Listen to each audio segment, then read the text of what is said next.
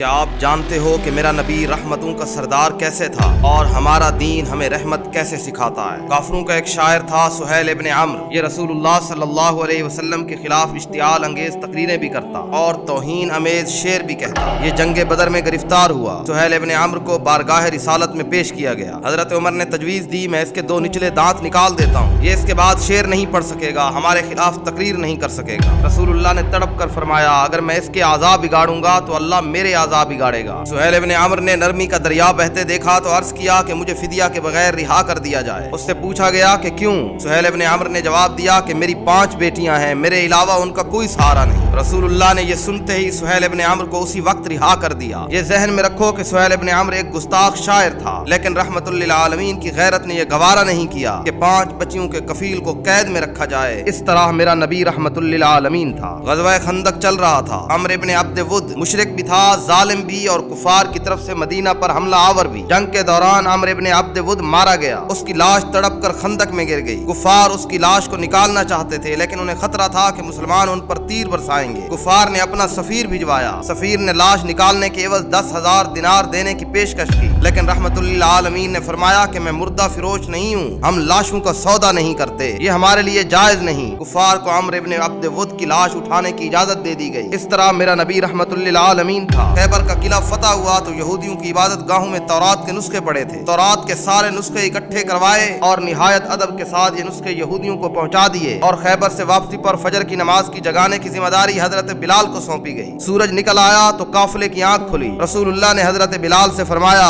کہ بلال آپ نے یہ کیا کر دیا؟ حضرت بلال نے ایک خوبصورت سا جواب دیا کہ یا رسول اللہ، جس ذات نے آپ کو سلا دیا اس نے مجھ بلال کو بھی سلا دیا۔ نبی علیہ السلام تبسم فرمانے لگے اور حکم دیا کہ تم اذان دو۔ اذان دی گئی اور نبی علیہ السلام نے نماز ادا کی۔ اس طرح میرا نبی رحمت للعالمین تھا۔ حضرت سعد ابن عبادہ نے فتح مکہ کے وقت مدنی ریاست کا جھنڈا اٹھا رکھا تھا۔ یہ مکہ میں داخل ہوتے وقت جذباتی ہو گئے اور انہوں نے حضرت ابو سفیان سے فرمایا، آج کفار سے جی بھر کر انتقام لیا جائے گا۔ رحمت للعالمین نے یہ سنا تو ناراض ہوئے، ان کے ہاتھ سے جھنڈا لیا، ان کے بیٹے قیس کے سپرد کیا اور فرمایا، آج بدلہ لینے کا نہیں، آج تو رحمت اور معاف کر دینے کا دن ہے۔ اس طرح میرا نبی رحمت للعالمین تھا۔ مدینے میں تھے تو مکے میں قحط پڑ گیا، وہ مکہ جہاں کے رہنے والے میرے نبی کے دشمن تھے، جہاں کے رہنے والوں نے میرے نبی کو شہر سے نکالا، ہر جگہ پر میرے نبی کی دشمنی کی، مدینے سے رقم جمع کی، خوراک اور کپڑے اکٹھے کیے، یہ سامان مکہ بھجوایا، اور ساتھ ہی اپنے اتحادی قبائل کو ہدایت کی کہ مکے کے لوگوں پر برا وقت ہے، وہ قحط میں مبتلا ہیں، آپ لوگ ان سے تجارت بالکل ختم نہ کرو، تجارت جاری رکھو تاکہ ان کے لیے آسانی پیدا ہو سکے۔ وہ میرا نبی رحمت للعالمین تھا جو اپنے دشمنوں کے لیے بھی اچھائی چاہتا۔